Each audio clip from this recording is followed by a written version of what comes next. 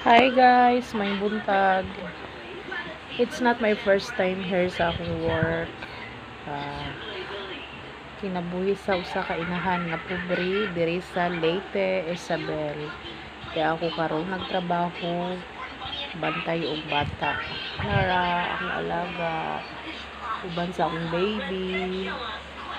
Uban akong anak kay wa pa ka school next year pa.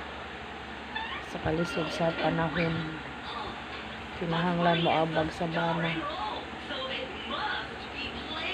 Mani akong kada adlaw nga routine sayo sa buntag.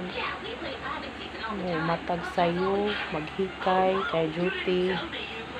Mawarig sayo, alas 7 pa lang dapat na ana diri sa trabaho na ako. Kay ang parents ko dami mo trabaho o ang insuon. Muni siya guys. Muna ilang balay. Tako sila balay.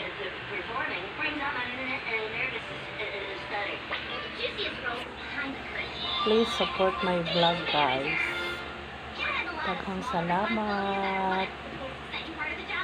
Keep safe everyone. God bless.